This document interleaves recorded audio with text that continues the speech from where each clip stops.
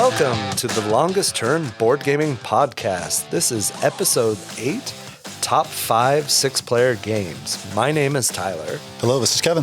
This is Tyson. So like I said, this is episode 8. In this episode, we are going to discuss some of the games that we've been playing lately. And then we're going to go to a top 5 list, our top 5 6-player board games. That's where we're at. Tyson, what have you been playing lately?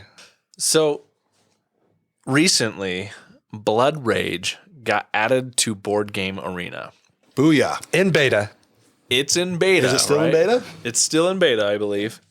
At least as of the recording of this podcast. Seems pretty polished, though, at this point. I'm happy with it. Yeah, no, exactly. And Blood Rage has always been one of my favorite games. I'd say it's always been a top 5. So we've talked about Ankh and compared it to Blood Rage a little bit in the past.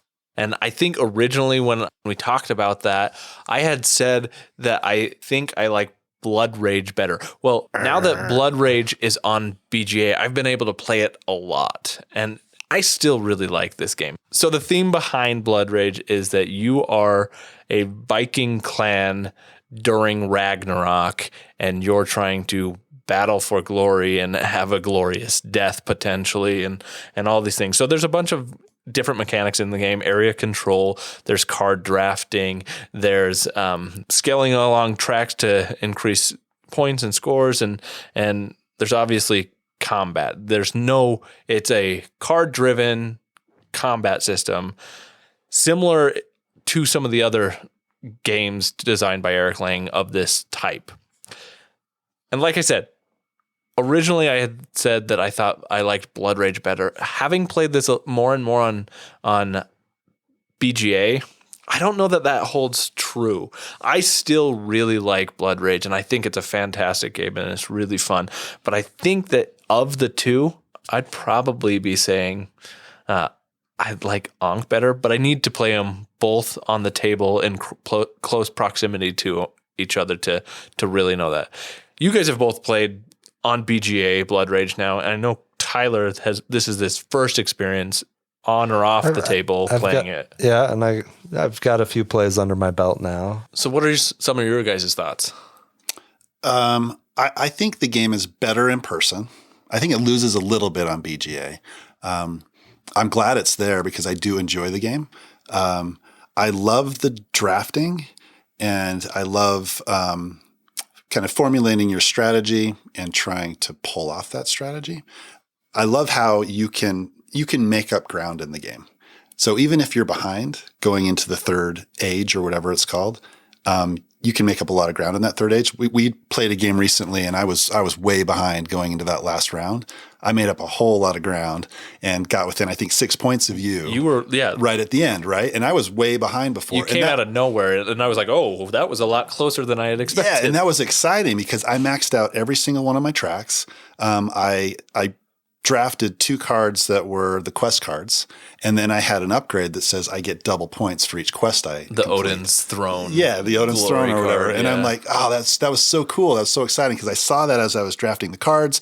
And I'm like, okay, I think I can make a lot of points doing this. And I was able to pull it off. And even though I lost, I made up a lot of ground, and I was only back by 6. So that whole card drafting thing was exciting. I think the battle mechanic is fun where there's just all kinds of different cards in there that can nullify the text on other people's cards, or you can play a card after everybody else plays the cards that completely, that adds to your points. And it's just cool. Unexpected things that happen in the game are fun, and the battle mechanic is fun. Comparing it to Ankh, I think Ankh's a better game, but I really enjoy Blood Rage as well. So I think, both games deserve a spot on my shelf. Yeah, no, I agree. And going back to the card drafting, though, I think that is really where this game shines, because it can formulate all your strategies, and everything is kind of based around that in a very exciting way. And I think it loses something on BGA, the card drafting specifically, because it's harder, especially if you're playing it asynchronously, it's harder to remember what cards have been passed on. I'm glad this is on BGA. I got a dozen or so games of Ankh in before I played Blood Rage. I'm glad it's on BGA that I could try it out. I wrote about this on our blog a little bit. To me, I'm sure I'll enjoy it more playing it on the table, and being able to play it on the BGA will make that a lot easier when I actually get it to the table. I think that'll make that experience more enjoyable.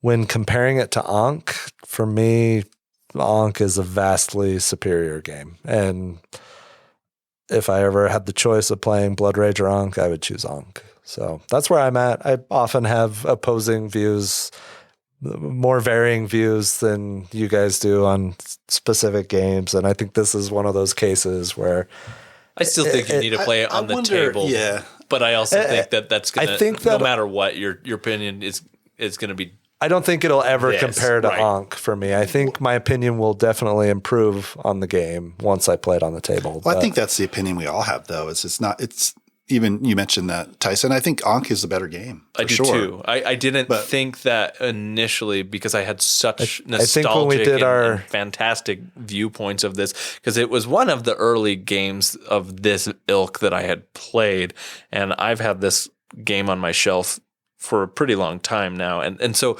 like it does things that Ankh also does. It evokes similar feelings that Ankh does, and like those exciting pivotal moments of seeing how like the cards will unfold. Like when you're playing the battle mechanics and you play a card and it was the right card to play at the right time. Like Kevin did it in one match where he built up this battle, got us all in, and then he played the card that says everybody essentially discards their cards that they played, and the total value of strength on those cards count as the glory, aka victory points that you gain. Yeah. And so he wiped out all our good cards, gets points for it. Then he plays another card right after it to be able to win the battle, and then gets the points out of the battle as well. Like that type of a moment is just awesome, I think. I agree. And I kind of feel bad that you didn't play it on the table first, I do. Tyler, because that would have been awesome. Because like we played it at your house. It's been a long time, but it's been a couple of years. It's been a couple of years, but it's the type of game where you just get excited. It's like stand-up moments around the table. It's like you play cards and you lose that on BGA. Well, and you got to keep that poker face too, because you're like, I don't want to reveal what my card is. Exactly, because you play a card and then you play a card and then you come back 2 hours later and you look to see what happened. Yeah, and exactly. It's like, oh, cool, I won. But it wasn't that like moment where you're playing it actually on the table. So I think I can totally see that, and maybe that's why it's felt like a little bit of a letdown. And Ankh, I think, would be the same type of experience if it were on BGA. If Ankh were on BGA, I think it would be like you would lose those moments. Yeah, exactly. And I can see how some of the cards can create some really exciting moments and experiences within the game. Or like you take the Loki strategy, right? Where you're intentionally building up a battle and putting tons of guys in there, but then you throw the battle. Yeah, exactly. It's like the guy's like, yeah, I killed you. You did. And that's what I wanted. That's what I wanted, right? I mean, that's cool. And I love the different monster powers too. The guy that goes in and just destroys all the warriors. The troll, the troll. it's like that's just fun to play, you know. And the minis are awesome. The production is fantastic in that game. That was I've had it for a while, and I remember opening it and looking at the troll and looking at the dude that's carrying the rock. I don't know who he is. Fire giant. Yeah, fire giant, or the sea serpent. I'm like, whoa. These sculpts are amazing. And if you've seen any of them painted, it's on Board Game. Yeah, you pull it up on Board Game Geek and you look at all the painted minis. It's like there's some talented people out there. Definitely way better on the table than it is on BGA, but I'm glad it's on BGA. Yeah, agreed. And I'm glad I've been able to try it out, and I look forward to whenever we finally get it to the table again. Whenever that is. Yeah. We got a lot of games to play, so it's a terrible problem to have. Yeah, right. There are worse problems, but sure. For sure. A game that I've been playing is by one of our well, I think it's one of our favorite designers, right? At least it's a designer that we play a lot of his games, and it's Tom Lehman. He designed one of our favorites, Res Arcana. He does all of the games in the Race for the Galaxy series. I've talked about Roll for the Galaxy in a previous podcast. The one I'm going to talk about today is one called Jump Drive. This is by far the shortest game in that Race for the Galaxy series. It plays in, depending on how many players, but it could play in as quick as 10 minutes. It's that quick. The way it plays is you get a number of cards as your starting cards. The iconography on the cards is similar to the other games in the series. So there's developments, that's a triangle. There's worlds, that's going to be a circle. Depending on the type of world, it could be a military world and be red. Normal world will just be, just a black circle with a different color on it. It's a little bit more simplistic. There's not as much iconography as in some of the other games in the series, which for a lot of people can be a good thing because that's one of the complaints about Race for the Galaxy is the iconography can be a little heavy and a little hard to understand at first. This is definitely a more simplified version. So the way the game plays is you get a number of cards to start off. You have a few choices. You can play a development, you can play a world, or you can play both of those. If you play a development, you get a little bit of a discount, one cost discount. So if it's 4 cost, you only pay 3. You pay your currency in the game is the cards that you have in your hand. Or you can play a world. If you play a world, then you get to draw a card from the top of the deck. If you play both of those things at the same time, you don't get any bonus at all. Everybody plays, you reveal the cards, you pay for the cards, and then it goes to the income phase. Income means you get cards. You get to draw cards from the top of the deck based on what you have in front of you. So there'll be a little icon on the card that says you get to draw a card. After that, you get victory points. And you just go along your cards and you count up how many victory points you get, and you take that from the victory point pile. Rinse and repeat. You do that for probably 5 or 6 rounds. Whoever gets to, I believe, 50 first is the winner. What I like about this game is it's quick. Like I said, it can be like 10 minutes long, but it offers so many decisions. It's, am I going to keep this card or am I going to use it to pay for this card? You're building an engine, and the escalation of the engine is super interesting. So you're only getting a few victory points to start off the game, right? But by the 5th or 6th round, you are just raking in the victory points if you can get your engine going. That sounds like Tom Lehman through and through. That's exactly right. So he's got this whole engine building concept down, right? And this is a really streamlined version of it. But like I said, it offers a lot of fun decisions, and it's in a small package, and it's in a quick play time, which, if you want that fix of an engine builder, then it's a good one to go to. So and you got those cool fancy bits for it too. Yeah, so I got the Geek Up bit set from Board Game Geek, just the victory point counters. And the reason why I got those, because they're not necessarily cheap, but I can use them for New Frontiers, for Jump Drive, for Roll for the Galaxy, for Race for the Galaxy, and it's just awesome. I think that is cool, I almost wish more games would do that type of a thing where you can have like a specialty component that can be used across the board. I mean, that's essentially what the Roxley poker chips are, right? Like I use them in so many different games. Yeah. The Iron Clays, those are fantastic, especially for train games. Right? I think it benefits any publisher to share icons across some of their other games. It benefits them to have players that are already familiar with those icons. Yeah, I mean, you see that in the Czech Games Edition games, right? So Underwater Cities and Pulsar 2849, for example. Or Adrenaline also has some of the same components. Wait a minute, I've never heard of that one. What is that? It's a great game that you guys should really try. It's a first-person shooter.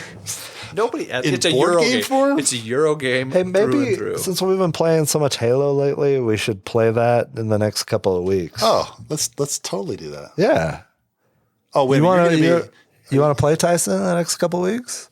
Yeah, I want to play in the next That was a death stare. For those of you who are listening, there was a death glare that I just got because Tyson's going to be out of town for a little bit. And he's been trying to get us to play this first-person shooter This wonderfully Damn. thematic for what, and a year? Right. Well, and More than a it's year. probably a really fun game, but at this point, it's kind of a thing almost- that we just aren't going to play it. Yeah. We out gotta- of principle, yeah, right? Yeah. which is a terrible. Who chooses that hill to die on? I don't I don't know, but it's fun. We're having a good time right now.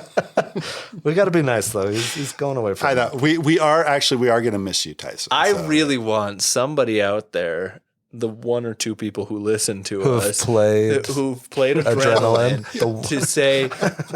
to tell both Tyler and Kevin what they're missing out, because Like I said, it's probably a really fun game, and I'm sure we'd enjoy it. But out of principle, we probably won't play it now. but yeah, it shares I don't understand components how you go as from well. first-person shooter to a tabletop. You know how you game? figure out how it works is you play it. You actually play the game. Does it I have? wonder how this game works. Well, there's rules you can read and actually play it. Yeah, but that's. I mean, I don't know. Well, we'll play it. we'll let you know how it is in a few weeks. Thanks, Tyson. I appreciate it.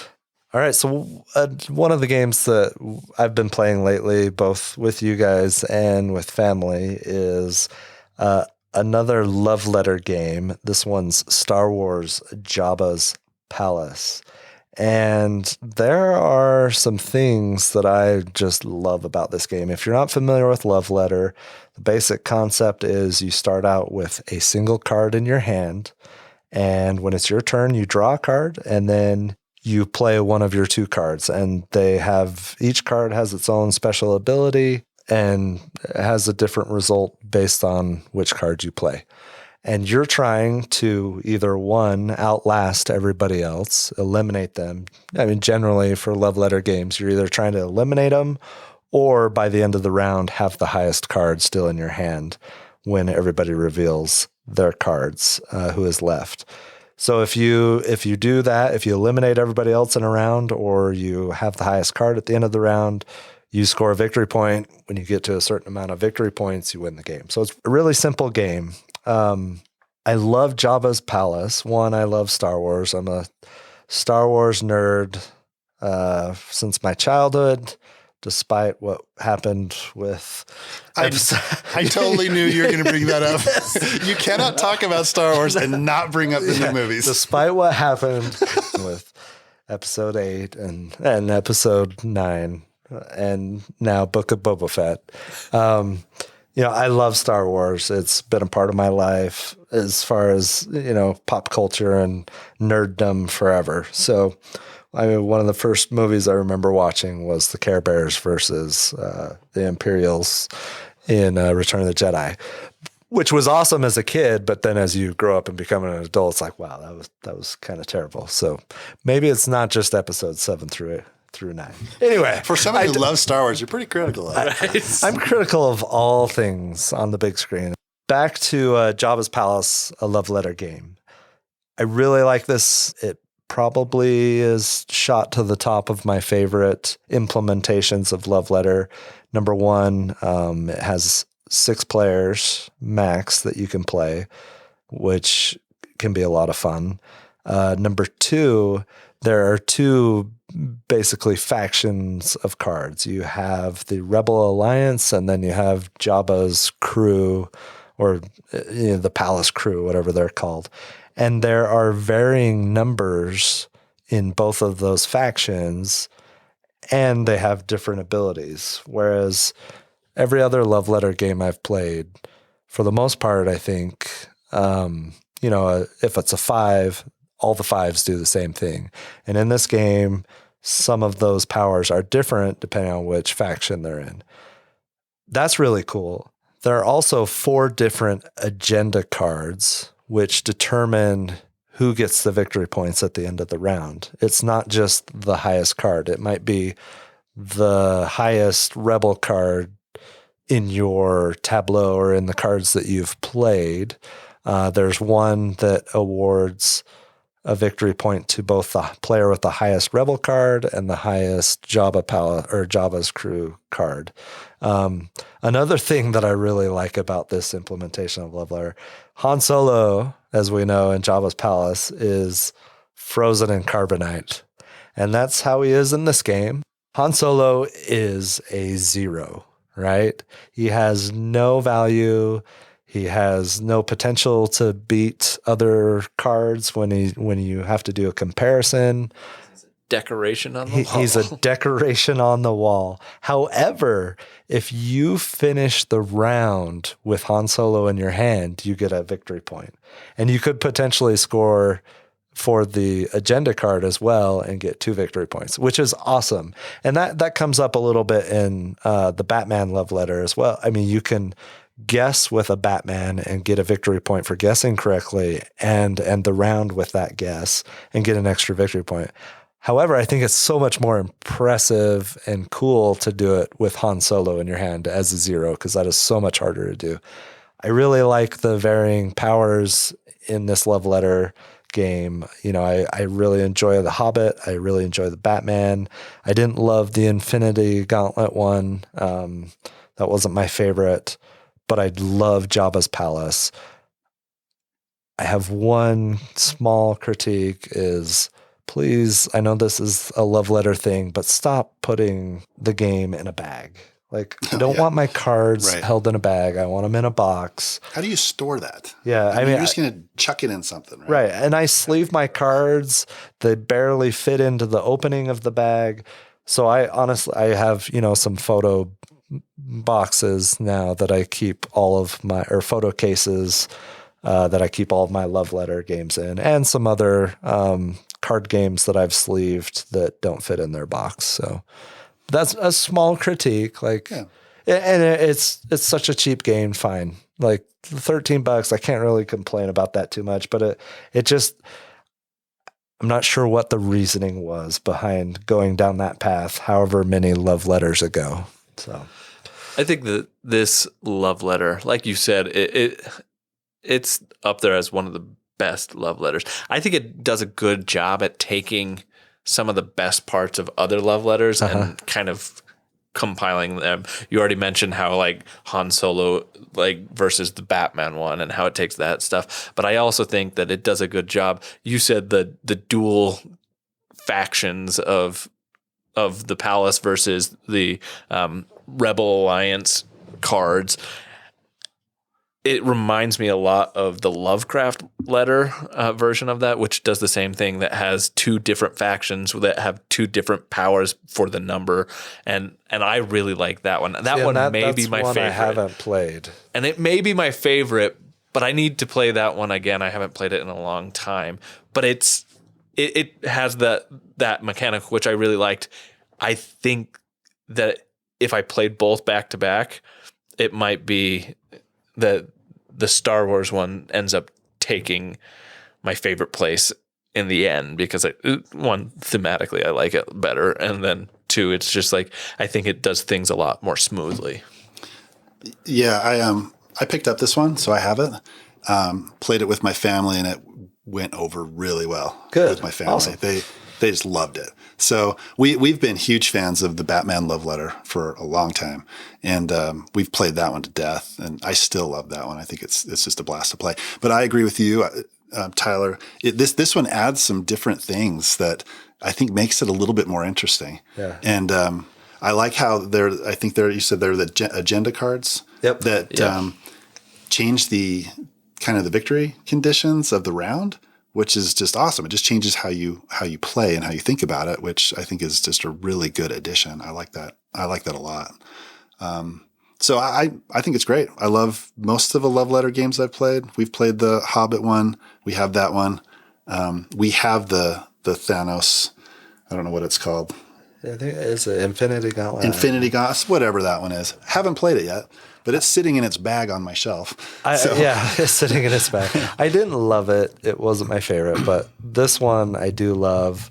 I haven't played Lovecraft letter. I have played Loot Letter, which is the Munchkin one. It's funny. I have never played the original. I haven't either. I haven't. You haven't? I think it's on BGA too. Is it? I think so. I can't imagine that one is fun. No, unless you'd have to play. It's like playing Llama on BGA. It's like, I mean, I don't get me wrong. I like Llama, but on BGA, not good. So, I mean, Love Letter in general, I think we all enjoy playing. It's a good filler game. It's a good gateway game to put in front of people, especially someone who's gung-ho about Star Wars. Yeah, that's Star Wars Jabba's Palace, a love letter game. So if we had been talking about The Hobbit, love letter, my transition would have been about dwarves, because the next game I'm talking about is all about dwarves, and it is Nidavellir. Nidavellir, what? Yeah, something like that. Nidavellir. I don't know how to pronounce this one, but I do know how to play this game, and I'm enjoying it a lot lately. It is a 2 to 5 player game designed by Sergei Leggett, and the publisher is, I'm going to screw this up, it's Games, GRR. I'm sorry, what was that? What? One more time. Did you just burp? Like, what happened? I didn't name the company, but that's how it looks like it's pronounced. I gotta look this up now. GRRRE. If I knew how to spell the game, I would be able to look it up. GRRE? Yeah. Yeah, I think you got it right. Yeah, thank you. How do you even spell the base game? I mean, the game. Nidavellir? Nidavellir. Nidavellir. Nidavellir. So Nidavellir is a game that is a card drafting, set collection, bidding game. In it, what you're trying to do is collect sets of dwarves by drafting them through a bidding mechanic. This bidding mechanic, I think, is really cool, because essentially what it is every player gets 5 tokens at the start of the game, a 0 to 5 or 0 to 4, something like that. And each coin has a value, 0 through 4. And you get to bid on rows of dwarves that are at taverns or inns. Depending on how many players you're playing with, there's a set number of dwarves in each tavern. And what you're doing is, at the start of the round, you're going to take one of your coins and place it face down next to the tavern, the first tavern, second, and third tavern. And by doing so, you're placing a value that you're going to bid for this. Now, you can get coins that value up to, I believe, 25. So at the start of the game, your value is really low, but then it gets really high. And in fact, you may even start with a 10 coin. I can't remember the values off the top of my head. But you are trying to increase your coin value by placing the 0 coin. Because when you place a 0 coin, what it does is it takes the 2 coins that you didn't play that are in your hand and takes their sum total, and you get to switch the highest value. So if I have a 2 and a 3 in my hand, they equal 5, and I replace my 3 coin with a 5 coin. So you're going through and trying to increase the amount that you can bid on things while trying to get these dwarves. And each dwarf has a scoring rule. So, for example, if you get the purple dwarves, they are increasing in value by like a set number of points each time. So the first purple dwarf you get is worth 1 point, but by the end, if you get so many dwarves, you can get up to like 100 something points for all of the purple dwarves you have. So each of them have a scoring rule like that is just unique. And so you're trying to set, collect, and get the most points at the end. Now, the theme is really superfluous in this game. It doesn't matter at all. It could be anything.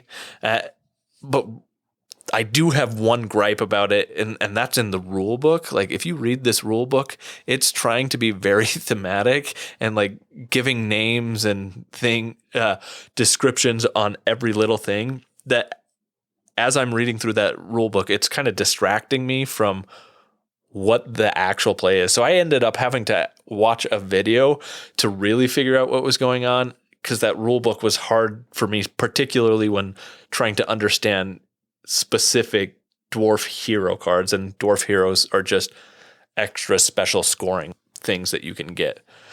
So the game, I think, is a lot of fun. Now, Kevin, I think you've played this game. What has been your experience on this one? Yeah, so I've played it. We're currently in a game now. And so it's been a little bit of time since I played it before. But what I do remember really liking about the game is what you said, leveling up your money, right? And that decision of, do I hold back the higher numbers instead of bidding them for this round, put out my 0 so I can get higher numbers for future rounds, or do I try and get those rows now and start building up those dwarf cards that I think I can win a bid on? I remember that was a fun aspect of the game. And then, formulating a strategy and trying to get all the cards that meet your strategy was a lot of fun. I remember really liking it, and I need to dig into it more and play more, but I remember really liking the plays I had of it. So when you say we're currently playing it, I think we're in round 0 because I haven't taken my turn yet. But yeah, right. But technically, we're currently playing it. Yes. Yeah. Well, 2 of us are. You haven't started yet. Yeah. So I played this with you a couple months ago, and I think with Mark. And I glanced at the rules. I thought I'd figure it out as I went along. It piqued my interest that I want to actually know the rules before I play it again, and that's why I haven't taken my turn. I was excited about it. I think it's going to be fun. It seems like a cool game. I was punching buttons the last time that we played it, and I think you destroyed both Mark and I. Yeah, because I think I'm the only one that know how to play. So it benefits knowing how to play for sure. Is, sure. I think that's a blanket strategy. It's a blanket statement for all games. Tyson's speaking from experience because he's played 15 games of Clans and 20 games of Teo and all on BGA without winning a single game or knowing the rules or just pushing buttons. Yes. Yeah. You've made it through that many games pushing buttons. That's no, I've read the rules on both of those multiple times. Well, like we've talked about before, it is difficult to get into a meatier game just on BGA. For sure. But no, this is a Nidavellir. I like this game. I think it's simple. It's fun. It can be played relatively quickly, and it's a good time. And it's fun to say. It is fun to say. And there's an expansion. Thingavellir, which I thought that was like... I had no idea about this one. Saying Thingavellir, but I think it's an actual location in Iceland, potentially. See, I thought maybe the same thing. Other places in Scandinavia. But very cool. Yeah, I'm definitely interested in checking that one out. All right, the next game I want to talk about is a game that's been out for a little bit of time now. It is Century Spice Road. This one was designed by Emerson Matsuuchi and published by Plan B Games. So apparently I'm going to talk about a lot of engine builders in this episode because that's exactly what this game is. It's a very, very simplistic engine builder. I think the rules are just the front and back of one page. Not a lot of rules to get into it. But that doesn't detract from, I think, how good the game is. It's very stripped down, but I think it's very fun. So to play the game, you start off with two starter cards. There are a row of cards in front of you. There are various resources. If you play the original Century Spice Road, you've got 4 different spices. If you play the Golem edition, I think they're just 4 different gems or ruby. I don't know what thematically they represent, right? And it doesn't really matter what they represent.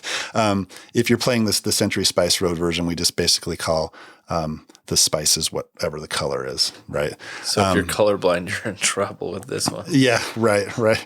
So you start with these starter cards, and then you can select cards from this row.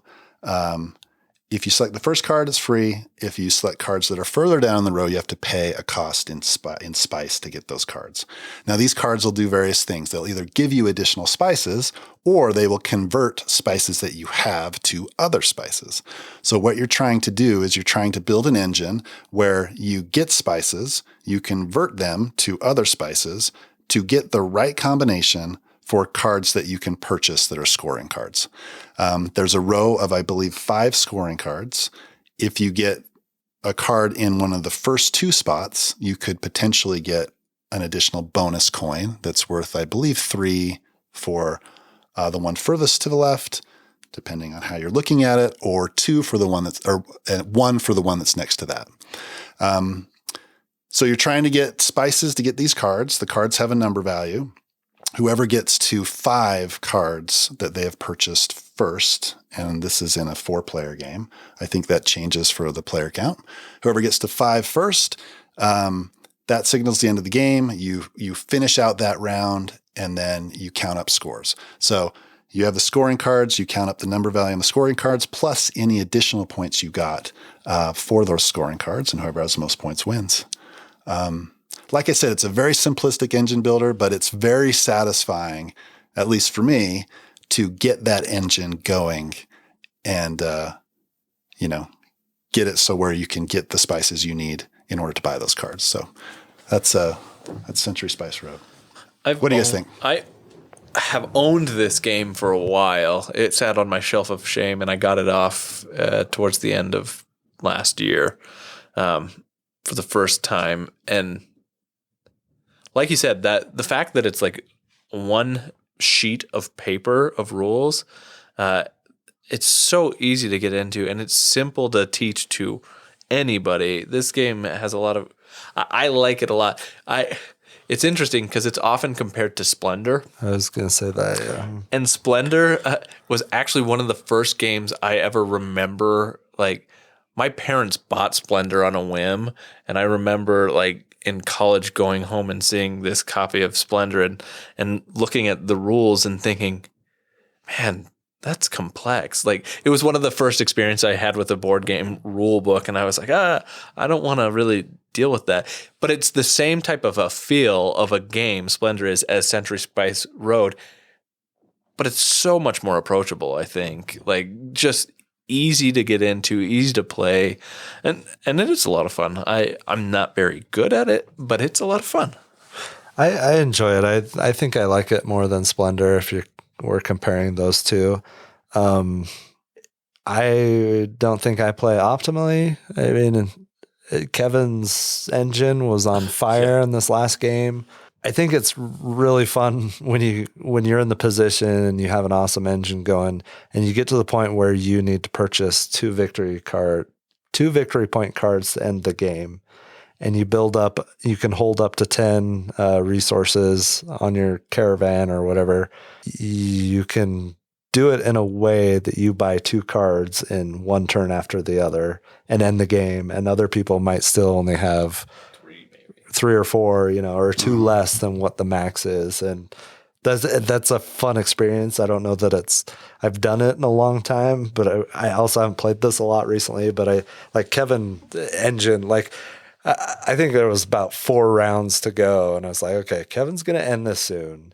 And it's not even going to be close. Yeah. Like I could see it 3 or 4 rounds ahead, and based on the cards I had and what victory points cards were available, I couldn't even find a way to buy even just one more card. And I knew he was going to end it. You could see it happening, and it was an awesome play. And it's a great game.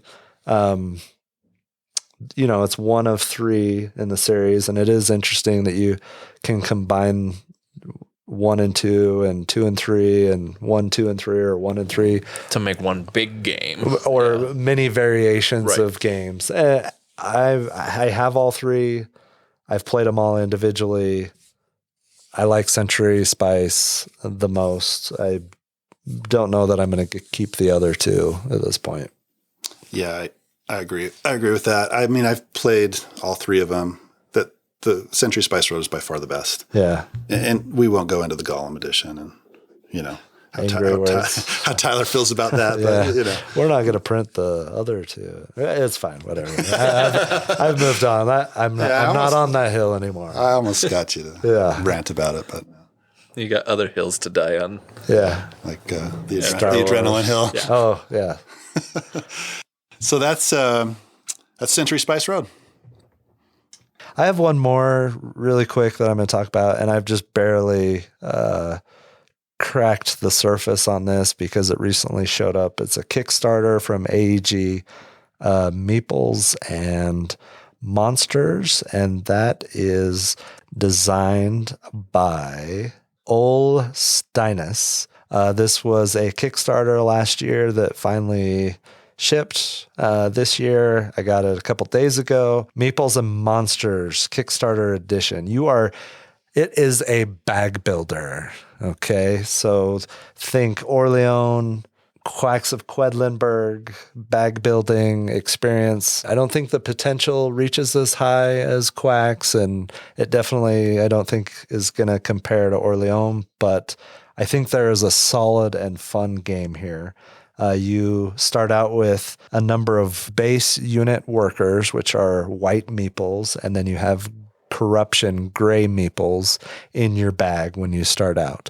There are a few locations that you can go to when you start out on the board that give you various benefits, trading up workers, right? Or trading up meeples and doing other actions to get quest cards that give you additional victory points. This town is being attacked by monsters, and monster cards are assigned to various parts of the city. And throughout the game, you can fight those monsters, and then you get victory points from them, and you get benefits from them. You can build new locations from a stack until they're filled up. That have their own. Each location will have a new ability so it makes each game different. You can also increase the level of each of your units. So you start out with white units, but then there's clerics and there's knights and there's mages, and then there's some even higher specialty ones that there's an opportunity for you to get a few of those. And they all do different things and have different abilities, especially as you power them up or level them up. It's a really fun game. You draw, guys out of your bag. Those are your guys, the meeples to play for that round. You put them on those locations. You can build new locations, upgrade them.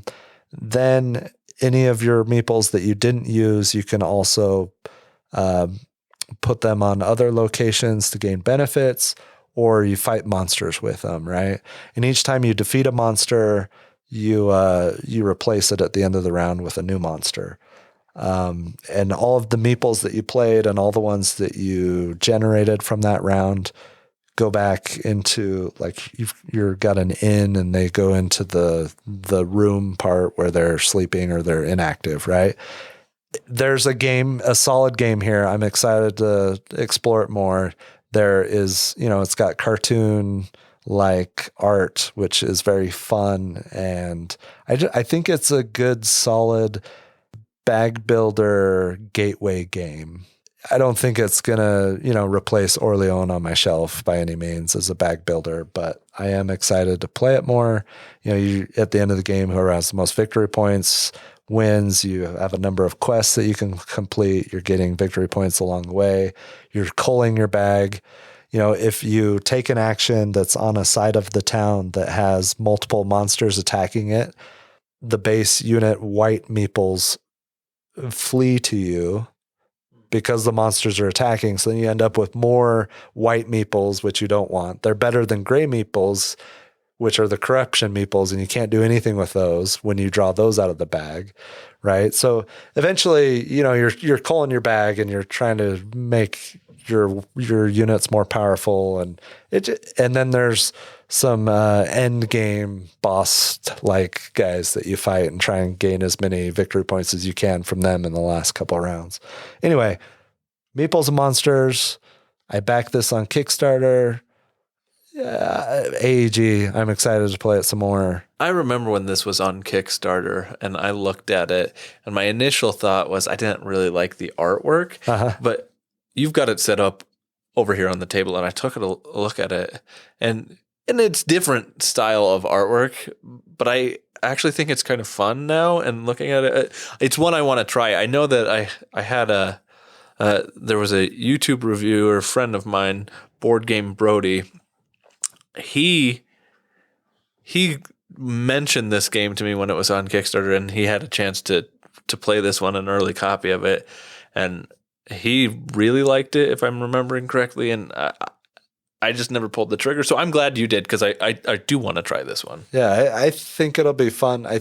We play with our group some heavier games, but then we also host bigger game nights with some non-hobby gamers. And I think it'll be it'll be a good game to put on the table in front of some of them. And I'd like to try it out that way. I would play it with Sounds our like group. a good introductory bag builder. Yeah, and I think Quacks fills that spot a little bit. But I don't like Quacks. You guys, I don't think either one of you really loves Quacks. I don't mind Quacks. It's not my favorite, but I'd happily play it. So I am excited to play Quacks sometime soon.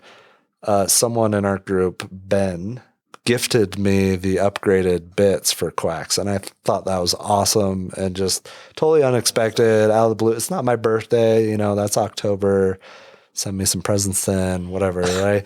No, but like totally gifted me this out of the blue, and it was awesome. And those aren't cheap. So I'm excited. I've got them added in. I replaced all the worn out, cardboard tokens that I had, and I'm ready. I'm excited to play. And I have the new Quacks expansion. So I'm excited to newer expansion. So I'm excited to get that to the table.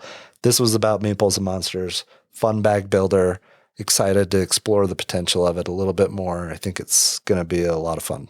So I think that wraps up all the games that we've been playing lately. So we're going to move on to our top 5 list of 6-player games. And 6-player games, it's an interesting dynamic, I would say. I don't know if it's a dynamic, but it's an interesting situation when you show up to game night, or you're going to have 6 people at a game night, and there's always this decision of, well, do I split it and do 2-3-player games, or play a 6-player game? It's an awkward number of players. So I think that's one of the reasons why we're talking about 6-player games. Yeah, and there's definitely fewer good 6-player games to choose from if you want to keep that group together. So hopefully as we go through this list, it gives the listeners some ideas of, some of the games that we think are the best of that player count. Absolutely. So Tyson, would you like to kick it off with your number 5? Yeah, I'd love to. So my number 5 is going to be World Championship Russian Roulette. Now, this is a game that I went to Origins for the first time in 2019, and then COVID hit, and I never got to go back. And I was walking around the exhibit hall, and I came across this booth for Tuesday night games. And they had a lemonade game that I'd heard about, and I don't even remember what it is now, but I saw that there. And then they had this game, World Championship Russian Roulette. I took it and I bought it immediately, and we went and proceeded to go play with it. It's a game that can be played from 2 to 6 players, but I think the reason why it's on my list is because I think the optimal player count is a higher player count, either 5 or 6. And because this fits right up with my style of play. What this game essentially is a game in which you are bluffing and trying to win World Championship Russian Roulette. Each player has a team of Russian roulette athletes. I don't know what you would call these people. That's weird. Potential victims. I don't know, but there's 4 of them, including your captain. And that's basically how many lives you have. If you lose everybody on your team to a Russian roulette style bullet, then you lose.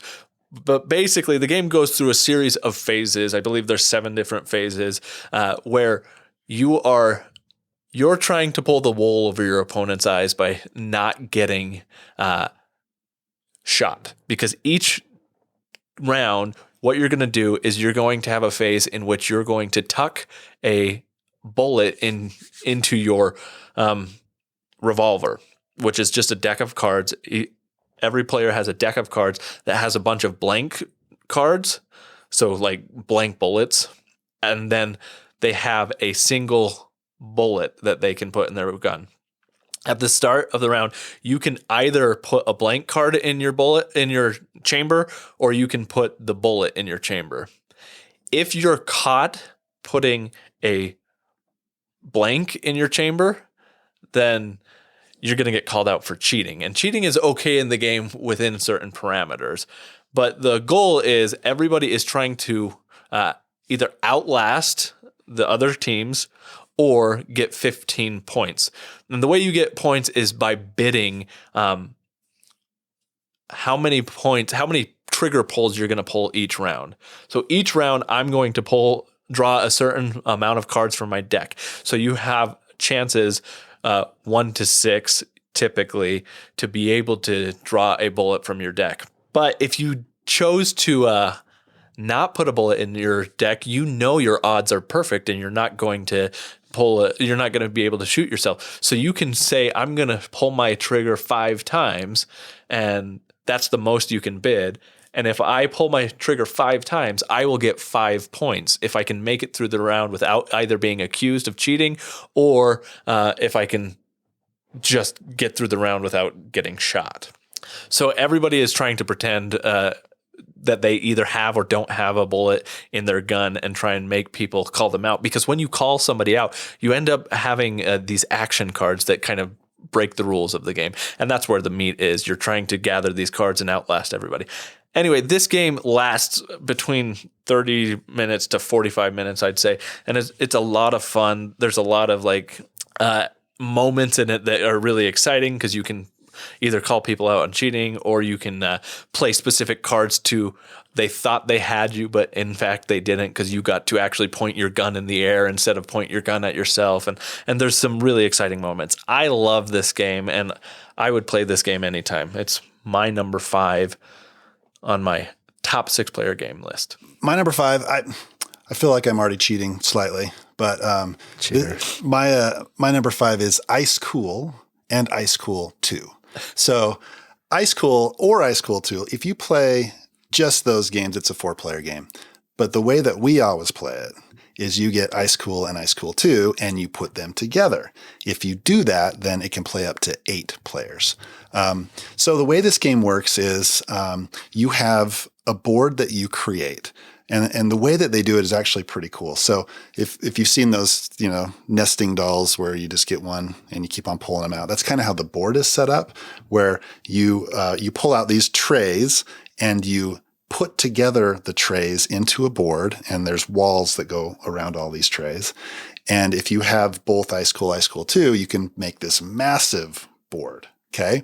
So you have these little penguins, and these penguins are like those weeble wobble, whatever things, right? So they always stand up and you flick these penguins. And the goal of the game is that you're flicking the penguins through this large school and you're trying to go through different doors to get fish, but there's somebody that's trying to catch you. There's one catcher. Okay. If the catcher runs into you, he steals your card and he gets a point.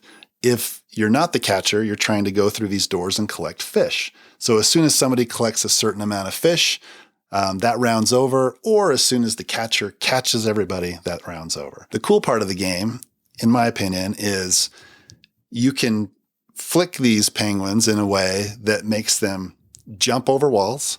You can flick them in a way that makes them turn corners and go through doors, and you just pull off these moves that are awesome every once in a while, right? Yeah. Like you go through 3 doors at once, for example, get 3 fish, or you end up somewhere you just don't think you can end up.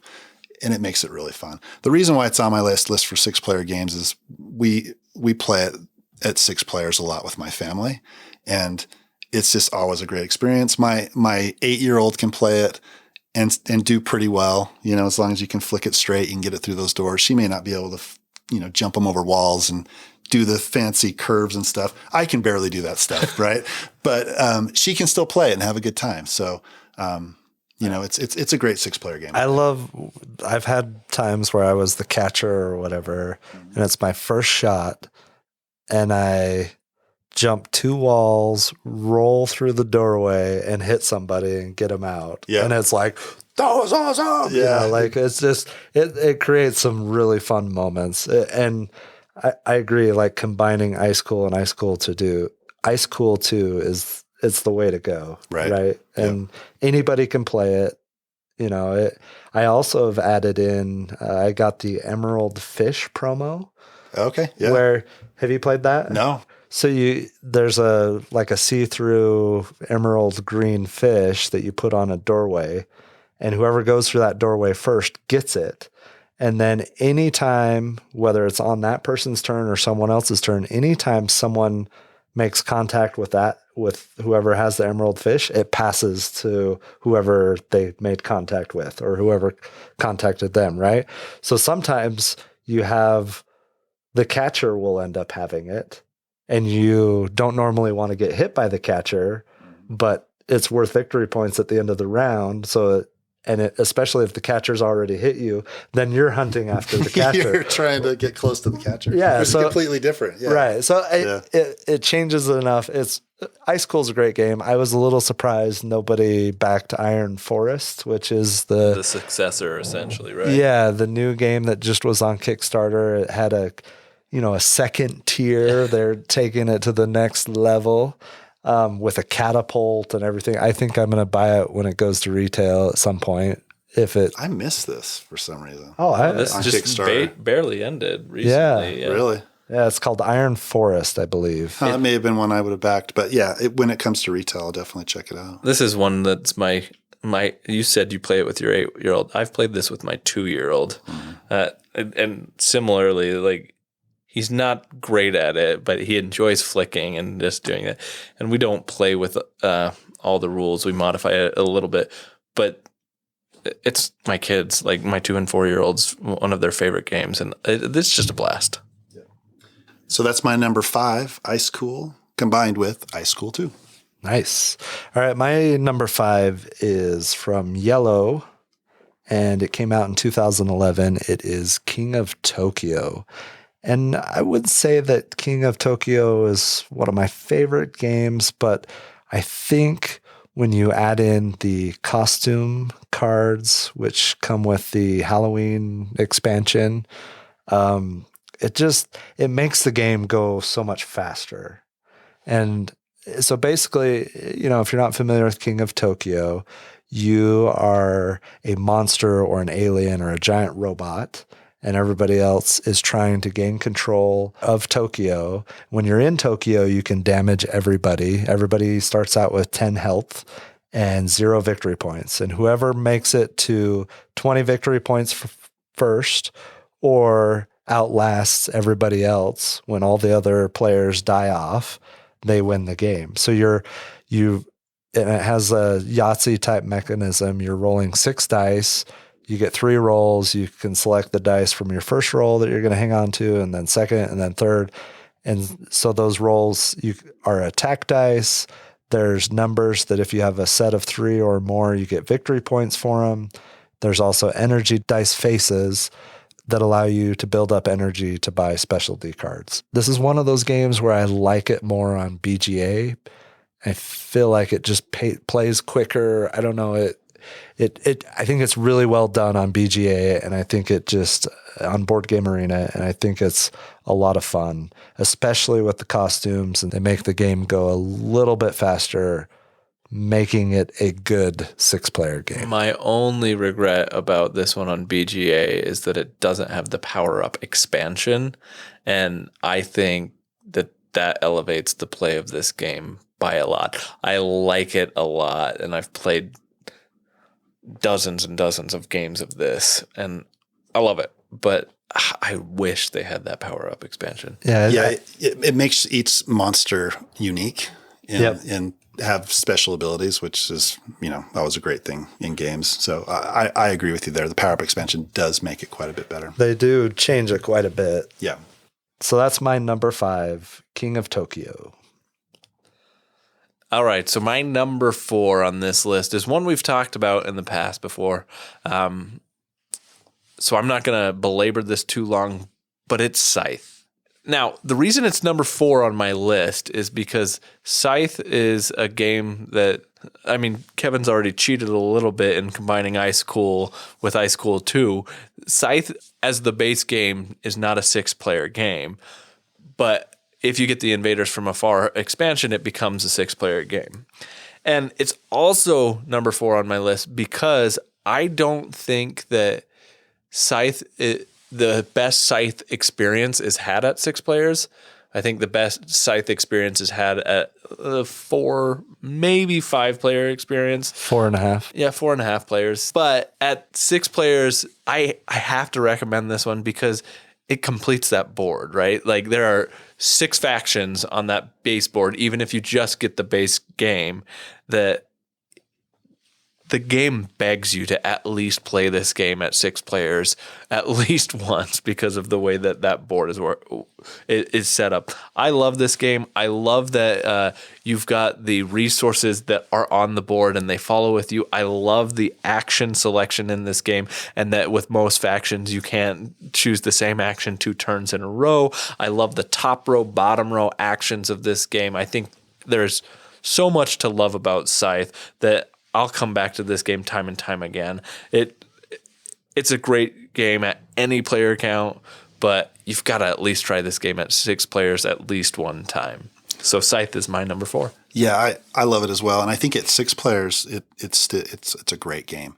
It's a game that keeps you engaged regardless of the player count. So even though in a 6-player game it takes a while to get back to your turn, there's still the threat of what's going things on. happening on the board. Encroachment. Yep. Regardless of the player count, you are paying attention to how soon the game is going to end. Even though it's not your turn, like you said, you're still engaged. Yep. I'm constantly looking at the board to see what the other players are doing and what's happening, if they're going to attack me or not. There's also the neighborhood bonus type of thing. So if you enlist and your neighbor does that action, then you get that bonus. So that kind of keeps you engaged as well.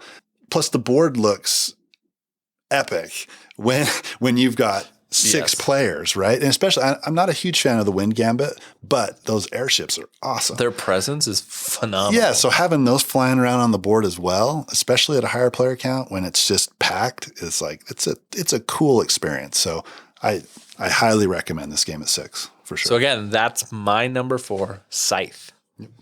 All right, so my number 4, and again, I'm cheating a little bit here, but I'm going to talk about a game. There's a common theme here. I know I'm cheating a lot, but I'm going to talk about a game in particular as well. But it's really any roll and write or flip and write game it's great at any player count. Most of these you can play up to as many people as you have, sheets to draw on or whatever game it is.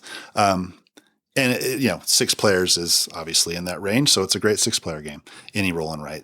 The one I'm going to talk about is Trois Dice, and this is one that I've been playing quite a bit lately, and one that I've enjoyed playing a lot.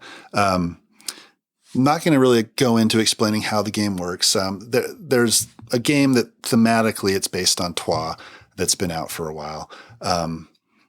In Trois Dice, the reason why I enjoy this game is there's so many ways to manipulate those dice. So you roll the dice and there's a cost associated with the die that you select.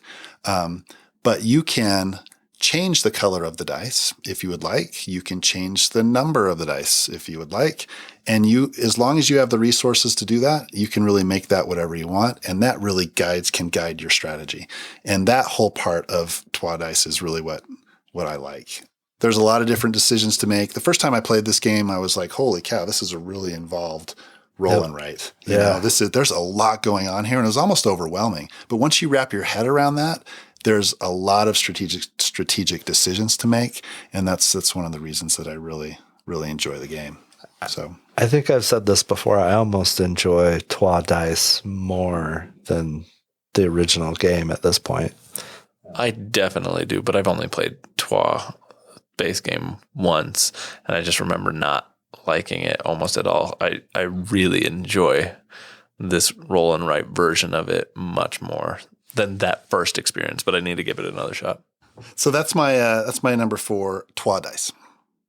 So my number 4 is a 15-minute game. And this came out in 2019, published by Breaking Games and designed by Mike Horton. It is called We're Doomed. And as the title of the game says, we are doomed because the world is coming to an end. We're building a rocket ship. It's 4 to 10 players, so it falls into that 6-player category. I think the more people you play with, the better. You're building a ship, trying to escape. semi-cooperatively. You have only a few actions available to you. You take turns really quickly. The game is 15 minutes long. At the end of the 15 minutes, however much has been contributed towards the ship determines how many spaces are available on the ship for players. And whoever has the most influence takes up those spaces. So this game, you're taking actions. At a certain point, you do a bid where you're contributing to building, contributing resources to the ship. Whoever contributes the most draws an event card. It might be a public or a private card that they read and carry out, or it might be something that they hang on to. This, you can be, one of the actions is to nuke other players, which removes them from the game. And that can happen as early as in the second or third round, which is kind of awesome. Seems like it'd be Tyson's favorite action. Probably. I've never taken the nuke action against somebody. We do have somebody we play with who almost exclusively takes the nuke action. Yes, but aside from that, it's 15 minutes. So even if you get knocked out right away, you're right back in it, and it's fun to watch what's happening. So you really, it's one of those games that benefits from playing multiple times or having a group that plays multiple times so that they understand the need for speed. And, it just creates some fun experiences. There's some cards that introduce a little bit of cheating. There's, times where your progress towards the ship that you're building is completely destroyed. Like there's some interesting dynamics when you can eliminate players. You don't want to become too influential because then you're putting a target on your head. You want to be contributing. There's different ways to play it, but it is a lot of fun. It's created a lot of fun experiences. I remember one time, just really quick, we were playing and one of the guys had a card that said like he was out of the game if he physically ate something or something like that, if he ate any food while the card was in front of him. And Shelly, my wife, was making fun of him. And, we're sitting there eating cookies or whatever, she's sitting there making fun of him and eating and, putting food in front of him to try and tempt him to eat stuff. Right. And then there was a card that got played that swapped seats of people at the table. And she ended up in front of that card and she didn't realize it. And she ate something and then she stopped and like the look on her face, she was eliminated from the game, but we were on the floor laughing. It was hilarious and just lots of fun experiences that come out of this stack of cards, these event cards that are triggered every round. And, that's exactly what I was going to say though, that's the quintessential memory I have of this game. And those cards have the potential to create incredible moments like that in this game. And not every game is going to have those, like, you're laughing on the ground, like, can't control yourself. But, like, the potential for it is high. And I think this game has a lot of potential for a lot of fun moments. But I don't think any game is ever going to top that game with your life. Well, and, we're talking about 6-player games. For me, there's hesitation there to put a 6-player game that takes forever, right? And this, We're Doomed, you could play back to back to back to back 4 times in an hour. And I think that's awesome. And that'll create a number of fun experiences. And it's, it's a lighthearted game, right? It's not too serious and there's not too much strategy to it, but there is some player interaction, some backstabbing, some, it's good. That's my number 4, We're Doomed. You mentioned that you chose, Tyler, not to necessarily put some of the heavier, more meaty games on with We're Doomed, right? Well, my goal was to put specifically games on my list that are kind of those heavier accounts or heavier play styles, but do play well at 6 players. So my number 3 is a game called Coloma. And Coloma is designed by Johnny Pat Canton and published by Final Frontier Games. This is a game that plays 1 to 6 players, and I think that it does a really good job at playing at 6 players because of what it does. So it's essentially, it's a worker placement game with variable player powers, and it has simultaneous action selection.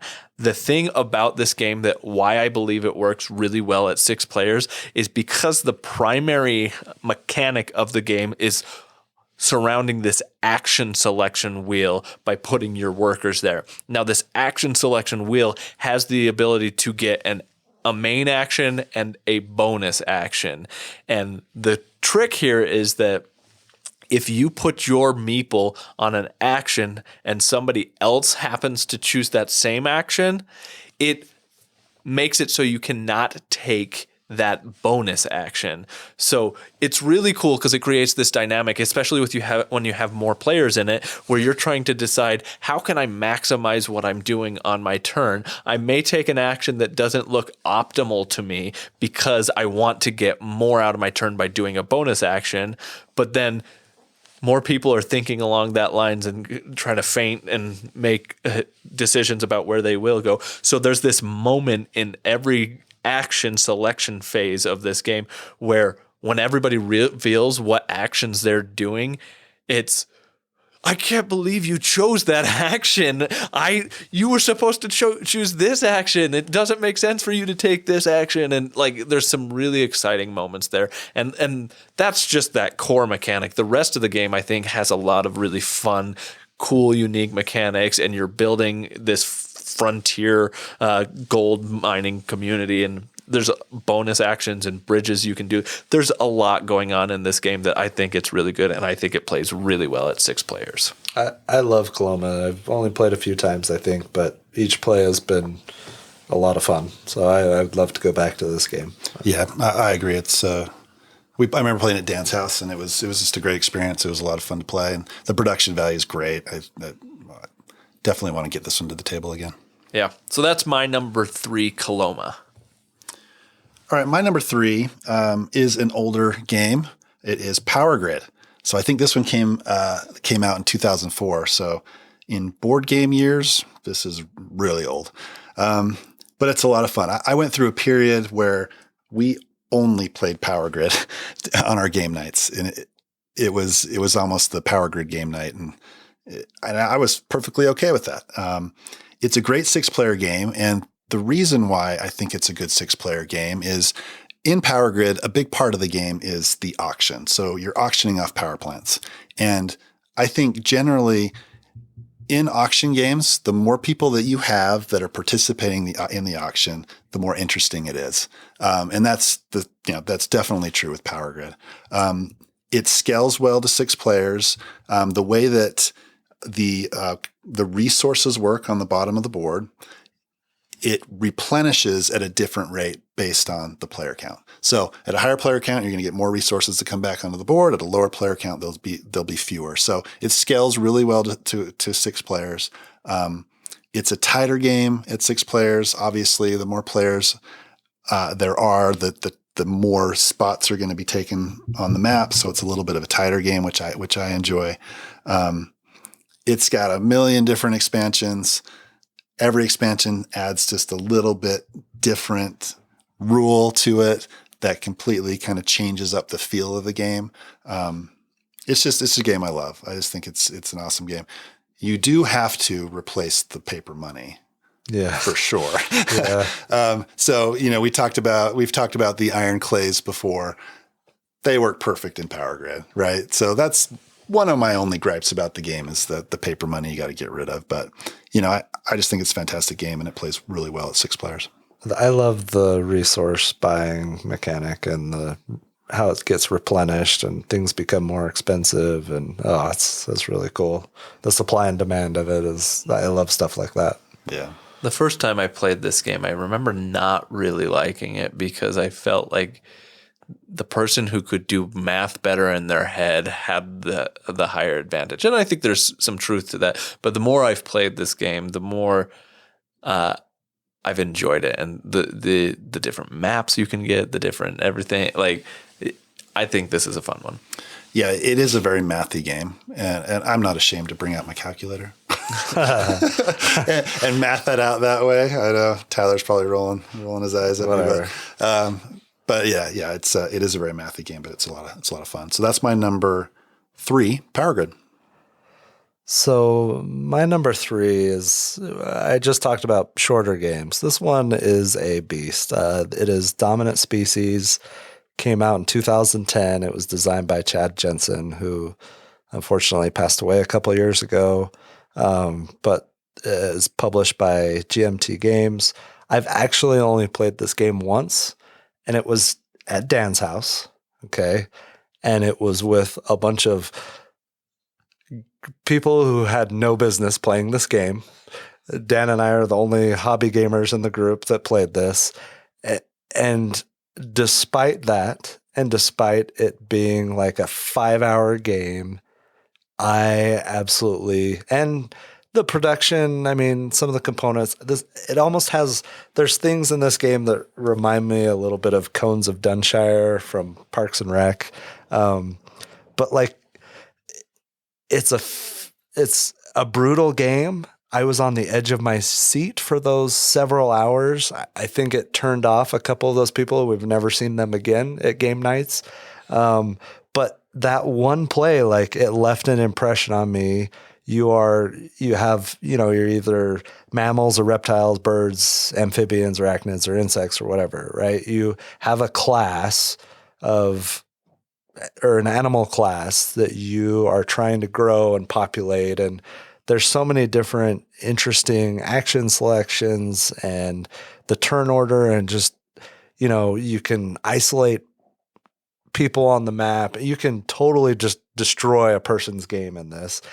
I had a blast playing this. I would love to play it again with an actual gaming group who knows, games. And it just left an impression on me. It's a long game. I was blown away by it. That was a few years ago, I think, and I've always wanted to go back and play it. That's my number 3. Maybe a little out of place on my list, but I felt good about putting it there. I didn't realize you'd played this one. This is one that I've always wanted to play, but felt like it required the right group. And the fact that you said that you basically chased people away from game nights on this confirms that you have to have the right group. I think it was more of the fact that the game was 5 hours, and a couple of these people probably hadn't played anything more than an hour or two. Yeah. Yeah. I mean, Monopoly, Risk, whatever, very low level gamers. That'll scare most people away. Yeah. It was, I think I messaged you that night, Kevin. I remember when you played it. Yeah. That might have not been the greatest choice, Dan. Yeah, I didn't, I don't even think I'd met Dan at that point. Oh, really? Yeah. That was a while ago. But I do remember that text. Yeah. But it was, I had a blast, it was a lot of fun. So that was my number 3, Dominant Species. So my number 2 is a game that the other hosts here are familiar with, and that if you've listened to episode 5, you'll be familiar with too. It's Railways of the World, which we reviewed in detail in that episode. So I'm not going to go too in depth on this because you can go back and listen to that episode if you want our full thoughts. But I want to talk just briefly about this as a 6-player game, because Railways of the World has so many different map options. There are maps on there that I think are optimal plays for 6 players. Like, you could play the Eastern and Western United States maps, and that would be fantastic. I think you could play the Great Britain map, or does that play only up to 5? That might only play up to 5. You can play as many as you want, but it's probably not optimized for that. But it may not be optimal, right? But I think there are some of these maps that are perfect for playing with 6 players. And in fact, I hear on BGG that there is a variant, a house rule variant that people play here where they combine the Eastern and the Western United States into one map and then play a full game on that. So like, you could have an experience that is just designed for like lots of people. Allies all day. I don't know. As long as you have a house big enough to fit it in, right? Those boards are ginormous, right? Like, you'd have to have multiple tables to be able to do this. But it could be like an epic experience. And I've been playing game after game after game of this, particularly on BGA lately, and I'm loving this game. The more I play it, the more I love it, and I like it. At 6 players with those map sizes would be great. I almost put it on my list. I left it off, but it was honorable mention. Yeah, it's same with me. I obviously love the game. I think it's fantastic. So yeah, close to making my list as well. So that's my number 2, Railways of the World. All right, my number 2 is a little-known game called Seven Wonders. Obviously, very well-known. This one came out, I believe, in 2008, possibly 2007. So it's been around for a while. So this one, I've enjoyed this one for a while. So I've talked about this before, but back when I was selling games, I had an online store. I took a chance on this game. I bought a bunch of them. I'd heard some buzz about it, so I bought 2 or 3 boxes full of it, hoping that I could sell it, right? And it turns out that I could. So it actually, people that couldn't find it in other places ended up finding it in my online store, and I was able to sell them all. So the first printing has wooden discs for the money. And I have that copy of the game. And I'm never getting rid of that copy of the game because it's the only printing that has wooden money. Every other one after that has cardboard money. So I hold on to that, even though every expansion that I've gotten afterwards has the cardboard money. I still keep that wooden money. So it's kind of cool for me to have that one. The reason why I like it as a 6-player game is that no matter what the player count, the game is the same length. Everybody is playing simultaneously. And if you have it plays up to 7. If you have 7, it takes just the same amount of time as if you had 3 players, which I think is really cool. Usually when you play a game, it's like, if it's a bigger game, 30 minutes per player or something like that, or 20 minutes per player. And as you add more people, it's going to add more time. That's not how it is for this one, which I thought was pretty cool. I still think is pretty cool. It's a card drafting game. I won't go into how it plays. If you're listening to this podcast, chances are you probably played it, but if not, definitely worth checking out. And I think it's a great 6-player game. I think that's a quality of a lot of good games at higher player counts, that it's simultaneous play, right? And Seven Wonders does a great job of that. The other thing that I think with that simultaneous play on Seven Wonders at higher player count that it does well is that it keeps you invested on other players' actions as well, because you're doing stuff that could impact you getting gold or trading with people. So I like that about it. Plus there's hate drafting in it, which hey, there's a little that speaks to Tyson a little bit, Tyson's right? alley. Yeah. So that's my number 2, Seven Wonders. All right. So my number 2 is a game that we've discussed, I think, multiple times in past episodes, at least 1 or 2, and that is Shadows over Camelot. In this game, you are part of the Knights of the Round Table. There's various quests that you're trying to complete and various things that you're trying to protect Camelot from, whether that's invading hordes or the Black Knight or catapults. The reason I love this game is because of the experience that it has created multiple times. It is a cooperative game where you are working together to complete quests to try and win the game. However, there is a possibility of a traitor being among the Knights of the Round Table, which creates some really fun experiences. We've had some great plays of this that we were just blown away by how fun and exciting they were. And especially, some of the accusatory words that are spoken incorrectly at the wrong players, all the while, Ben in one case was the hidden traitor, played it off perfectly, got us to give him cards that gave him, was it Lancelot's armor, or, allowed him to complete a quest that gave him an extra benefit. It was such a fun game. It's a great game to bust out. Shadows over Camelot. I think it goes up to 8 players, maybe.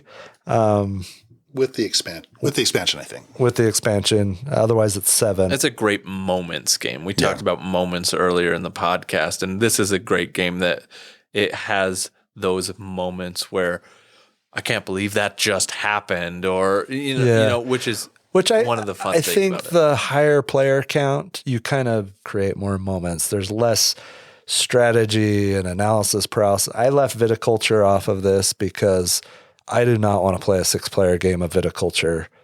I think we did that one time, and it was kind of miserable. Tedious. I thought it was fun, but that's probably because I enjoyed. I eked out a win over you on the last. Was turn. it a tiebreaker one? Or it might have been a tiebreaker. I think it was like a 1-point thing. I had fun, but there were times in that game where I was like, "Is this ever going to end?" Absolutely. The downtime. Any higher, That's a lot of higher player count games, there's going to be downtime, and if you're not engaged on other people's turns, then it could be a snooze fest for sure. Yeah, I mean, we've discussed some shorter ones and some longer ones. I like Shadows over Camelot can go a little long sometimes, depending on how much discussion there is in between players' turns. But it's a great game. I've really enjoyed playing it, and actually, that game was gifted to me by Kevin a few years ago. And that was pretty awesome. So I've enjoyed playing that one. That is my number 2, Shadows over Camelot. All right. So my number 1 game is my number 1 game for the same reasons that Kevin was talking about 7 Wonders being his number 2 game, in that this is a game that has almost entire simultaneous play, meaning that at any player count, it is the same length, essentially. This is a game that plays 4 to 9 players, and it is a meaty game. It's Sidereal Confluence. Now, Sidereal Confluence is a game that if you're playing the first edition like what I have, it is not a looker. It is not the best looking game, but also similar to a game we talked about earlier in the podcast, Century Spice Road, it is an engine builder, and it has a lot of these resources that, similar to Century Spice Road, there's a bunch of resources that you don't care to remember the name of. They all have different names, but you just say, hey, give me a blue cube or give me a whatever. This game is a game in which what you're doing is that you are an alien race that has asymmetrical powers. Each player will get a deck of cards that is completely unique and plays completely different from any race. And as those races come in, you're playing to kind of optimize your engine. You have your own types of cards and things that are engines that can be run throughout the game. But the great thing about this game is what you're doing is that it's going through several different phases, including the first phase, which is a trading phase. And this is the simultaneous phase of the game. And it goes so quickly because what you're doing is negotiating and executing deals with other players throughout this, and just going back and forth trying to get the resources you want to be able to operate your engines. You have a bunch of different engines that you could potentially run, research new engines, and go through and operate these. And as you're doing that, one of the great things I like about it is you can make a deal about anything, and deals are binding, but you can make anything that you have, you can give to somebody. So you can actually give an engine to another person. So you can say, I'm going to give this card and hand it over to another person, and they're going to use it. Every time I've played it, it's been super exciting, and it plays the same length of time at 6 players as it does 9 players as it does 4 players. And I love that about this game. It has so much interaction. There is so much thinking going on. It's hectic. It's exciting. It's a bit of a table hog, but altogether, this game, I will play it anytime anybody wants to play it. It's one that I want to get on the table more and more. It sounds really cool. How come you've never mentioned it before? Yep. This suffers the adrenaline problem as well. Maybe when you get the expansion, we'll play it. Yeah, there's a new expansion, right? Yeah. It just was announced. Are you going to get recently. it? No, because I can't even get the base game played. Why would I? No, I'm not going I to would- introduce the expansion to I it. would play this game. You know, if you want me Absolutely. to play a game, you flash an expansion in front of me, and I love expansions. I Oh, don't yeah. know. Even if you've never played the base game. That's right? true. There's the expansion. It must be good. Nidavellir, bring it on. Like, I want to play. If there's an expansion, it must be a good It game. means right? that it Right. has enough of a It following, has some legs. unless it was Yes. just from Kickstarter. Right, where all the expansions come out at one time. Right. Yeah. Like, Ankh or whatever. Oh, that sounds good. We'll need to play that when you Yep. get back from your trip. Yeah. Absolutely. My number one, Sidereal Confluence. Okay. All right. So my number one is a game we've already mentioned. We've already talked about quite a bit, and that is Scythe. So I'll just leave it at that. Number one is Scythe. I tried to find a reason to leave this one off my list because we've talked about it so much in the past. And again, in this episode, my number one is Scythe. I could not come up with a reason to leave it off the list.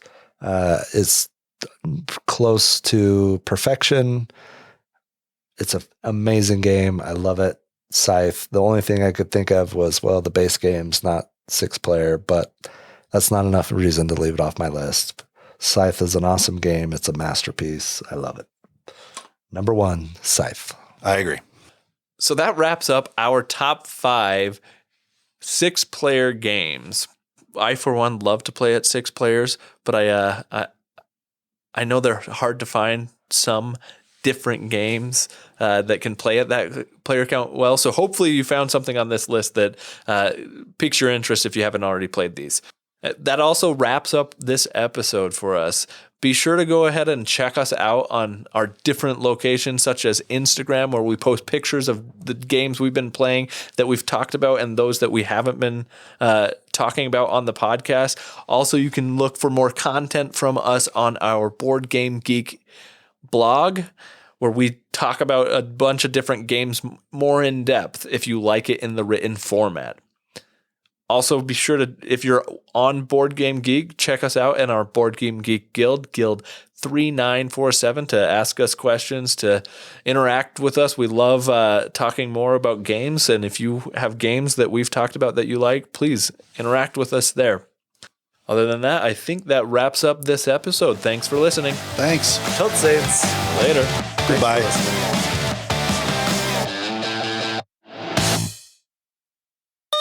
Computer test. Boom. This is episode 8. You said that with a question. Are you sure? It's been good times. Cool. Awkward banter. I don't know what the heck to talk about. We talked a lot about anachrony in the last episode. What's your guys' take on how time travel really works? Are you guys in the camp of the Hulk and or Ant-Man from Endgame? Are my only options Marvel-based time travel? Right. Yeah. What, Wait a second. Let me ask you something. What other options do we have here? If we can do, Viking world lore. Oh man, what is Viking Valhalla? That's the one. So Ragnarok. do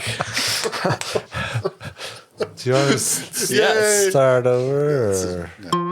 Sorry. Tyson's just over there having a great old time. Which order are we going That's in? what I asked. Yeah, I don't You know. guys ignored me and started. Well, he was singing. I couldn't ignore his singing. so that I decided to sing and too. it was beautiful. Thank you. All right, so we're going to... Hold on. I gotta get my chair squeaks out.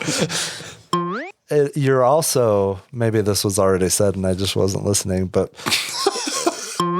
you're right. I mean, not virtually, but almost, I don't know what I'm trying to say.